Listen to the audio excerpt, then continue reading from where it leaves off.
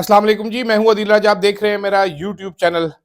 सबसे पहले नाजरीन सब्सक्राइब ज़रूर कीजिएगा, चैनल को ज़रा फैलाने में, नशर करने में मेरी मदद कीजिएगा। आज बन्नू में बहुत बड़ा एक हमला हुआ है।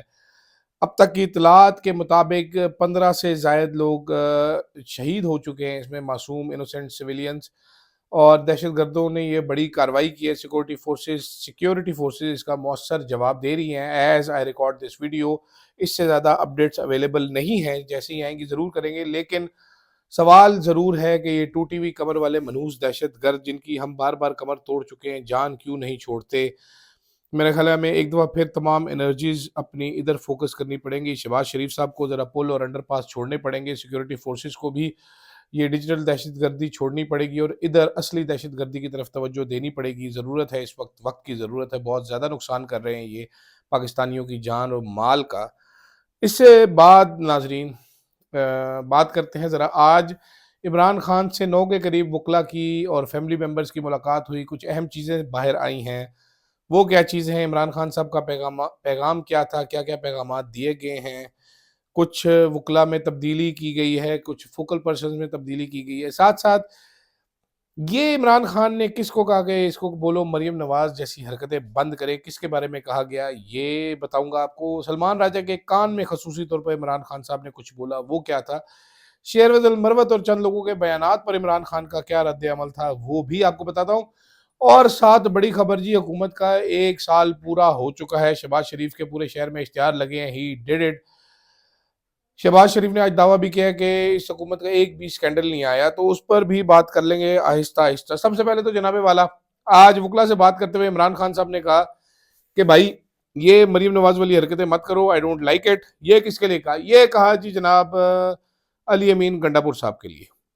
ये कहा क्यों? ये उन्होंने वकला को कहा, अखबार में मैंने पढ़ा है कि यार जो पेशावर में क्रिकेट स्टेडियम था, अरबाब न्याज क्रिकेट स्टेडियम, उसका नाम चेंज करके गंडापुर ने मेरे नाम पर रख दिया। भाई इसकी क्या जरूरत है? ये मरीम नवाज वाले काम ये मत करो, मुझे नहीं पसंद।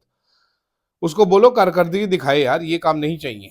तो इसके अलावा भी चंद और लोगों की क्लास हुई है, गंडापुर साहब की क्लास हुई है, कुछ वकला की भी क्लास हुई है। जनाब के इतने बड़े बड़े वकील हैं, कर क्या रहे हैं आप लोग बैठकर। शेर अफजल मरवत साहब के बारे में भी बयान दिया है। जब ये गंडापुर साहब ने ये नाम चेंज किया था क्रिकेट स्टेडियम का, तो उस टाइम पर ही बहुत सारे लोग ये कह रहे थे, सोशल मीडिया पर कह रहे थे कि इमरान खान साहब को इस किस्म की चीज़ें नहीं पसंद, Imran Khan will not like it. उनको इस किस्म की चीज़ों की ज़रूरत भी नहीं है, और वैसा ही हुआ। साथ इमरान खान ने भाईजान लीगल कमेटी जो है उसको, उसकी भी सरजनिश की है थोड़ी बहुत ही। ठीक है, वो भी आपको बताता हूँ। लेकिन सबसे पहले बड़ी बात करते हैं। इमरान खान साहब ने आज सलमान अकरम राजा साहब से बात की कुछ, और सलमान राजा के कान में कुछ कहा। हमने मालूम करने की कोशिश की कि जनाबे वाला ये क्या कानाफूसी चल रही थी, इमरान खान साहब जी नज़रें बचा कर क्या कह रहे थे। तो मालूम ये हुआ है कि इमरान खान साहब ने मौलाना फजलुर रहमान साहब के लिए एक खसूसी पैगाम पहुंचाया है। इमरान खान साहब ने सलमान अकरम राजा को ये पैगाम दिया है कि आप जाएं, जैसे ही मौलाना आते हैं मौलाना के साथ बैठें, टीओआरस तय करें। हम तमाम टीओआरस मानेंगे उनके, लेकिन साथ साथ ये भी कहा है कि जनाब ज़रा रिस्पेक्टेबल तरीके से डील करें, बिल्कुल ही लेट ना जाएं, अपनी शनाख्त बरकरार रखें, और जो मानने वाली चीज़ें हैं मौलाना की वो सारी ज़रूर मानें। जिसका मतलब ये, दूसरी तरफ से महमूद खान अचकजई साहब का भी दबाव है, जिसका मतलब ये है नाजरीन के इमरान खान साहब के मुताबिक दूसरा मरहला एहतजाज का शुरू होने वाला है। तो कभी इम्कान है कि ईद के बाद मौलाना अचकजई और तहरीक इंसाफ एक ही कंटेनर पर आपको एहतजाज करते हुए नजर आएंगे। अभी तक शायद खकान अब्बासी साहब का कोई प्लान नहीं है सड़कों पर आने का और सड़कों पर आकर जिद्दोजहद करने का। ना उनके पास स्ट्रीट पावर है, ना उनकी पार्टी ऑर्गेनाइज्ड है इतनी कि वो कर सकें। माइलेज वो ज़रूर ले सकते हैं, लेकिन मुझे नहीं मालूम कि किस हद तक वो ये माइलेज लेंगे। लेकिन मौलाना साहब को साथ मिलाने की पूरी कोशिश है। इमरान खान ने ग्रीन सिग्नल दे दिया है, गो अहेड दे दिया। इमरान मौलाना साहब की कुछ डिमांड्स थी जो लास्ट मीटिंग में इमरान खान साहब तक पहुंचाई गई थी, अब इमरान खान साहब ने उसका भी ग्रीन सिग्नल दे दिया है। तो ये बात थी जो उन्होंने पहुंचाई है सलमान अकरम राजा साहब के कान में, जो कि मौलाना साहब तक चंद दिनों में पहुंच जाएगी, जैसे ही वो मुल्क में वापस आते हैं। 9 तारीख को शायद उन्होंने आना है। ساتھ ساتھ جناب والا کچھ چینجز ہوئی ہیں. عمران خان صاحب نے اپنے وکیل کو تبدیل کیا ہے. اب ان کا ٹیم جو ہے ان کی ٹیم میں کچھ وکلا کی تبدیلی ہوگی. نیاز اللہ نیازی صاحب عمران خان کے ترجمان مقرر کر دیے گئے. اس کے علاوہ ایک دو وکلا مزید رکھے جائیں گے عمران خان کی ٹیم میں جو چھوٹے موٹے کیسز کے لیے. ساتھ ساتھ فیصل چودھری صاحب جو کیسز کر رہے تھے اب وہ سلمان راجہ صاحب کریں گے. عمران خان سے ملاقاتیں، سہولیات والا جیل میں، یہ سب سلمان راجہ کی ڈیوٹی لگا دی گئی ہے کہ سلمان راجہ صاحب ول ڈو دس. سلمان راجہ صاحب اس پر کام کریں گے. اب وہ کیا کام کرتے ہیں وہ نہیں. ساتھ ساتھ شیر افضل مروت صاحب اور ان جیسے چند اور لوگ ہیں جو پارٹی کے خلاف بیانات دیتے ہیں. عمران خان صاحب نے اس پر کہا ہے کہ جناب شیر افضل بیان دیتا ہے تو آپ سارے اسی بیان کے پیچھے لگ جاتے ہیں. کارکنان کی توجہ جس وجہ سے اس بیان کی طرف جاتی ہے پارٹی کو خراب کر رہا ہے.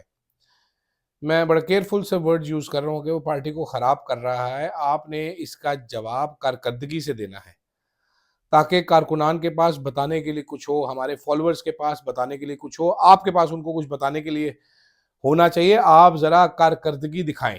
عمران خان صاحب جیل میں بیٹھ کر بھی مجھے وہ واقعہ یاد آتے ہیں. عمران خان پرائم منسٹر صاحب تھے تو ایک ترجمانوں کی میٹنگ ہوتی تھی. عمران خان ان میں بتاتے تھے کہ لوگوں کو آپ یہ شعور دیں، بتائیں کہ جو چیزیں خراب ہیں ہم ٹھیک کرنے کی کوشش کر رہے ہیں لیکن یہ پچھلی حکومت خراب کر کے گئی ہے. تو ایک میٹنگ میں چند ترجمان جو تھے جن میں ایک خاتون بھی تھی انہوں نے کہا خان صاحب اب تو اینکرز بھی ہمارا مذاق اڑاتے ہیں، ہم یہ بات کہتے ہیں کہ پچھلی حکومت کر کے گئی ہے. تو عمران خان صاحب نے کہا آپ شروع ہی یہاں سے کرو گے، وہ مذاق اڑاتے ہیں تو آپ ان کو حقائق بتائیں. آپ کی پوری تیاری ہونی چاہیے، آپ کے پاس نمبرز ہونے چاہیے، فگرز ہونے چاہیے، آپ کے پاس فیکٹس ہونے چاہیے سارے.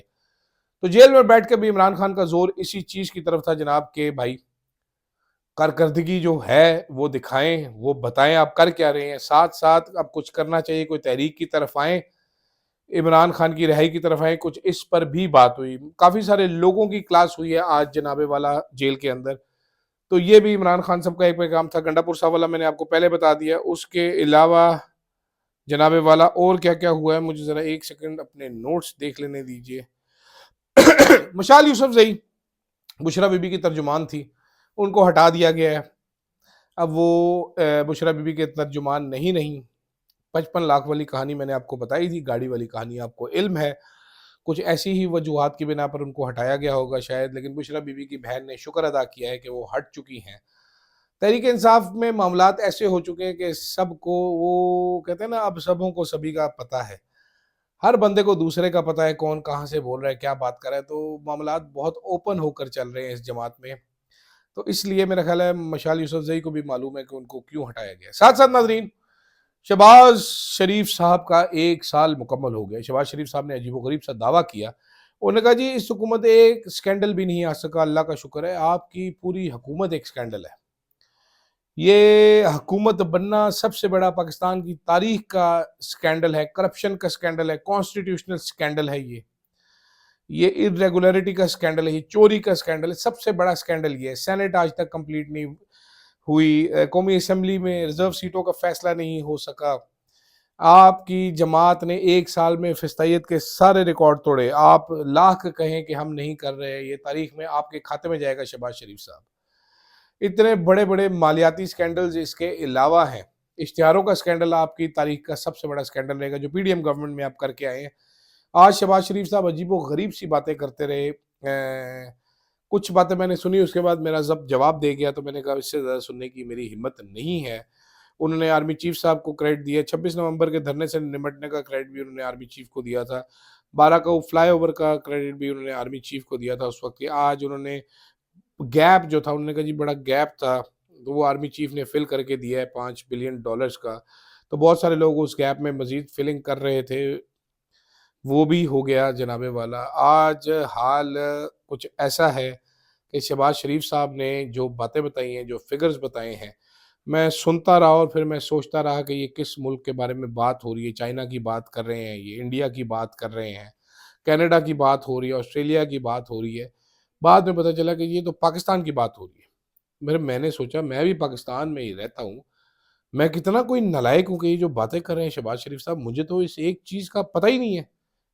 ملک میں اتنی ترقی ہو چکی ہے، وہ یاد پھر مجھے ہے کہ جناب والا ایک دفعہ اسحاق ڈار صاحب نے کچھ فگر فجنگ کی تھی جناب، جس کی وجہ سے پاکستان کو IMF کی جانب سے جرمانہ بھی ادا کرنا پڑتا ہے. انہوں نے پوری کی پوری تقریر ہی فج کر کے رکھ دی، پاکستان کے معروضی حالات فج کر دیے اس ٹائم پہ.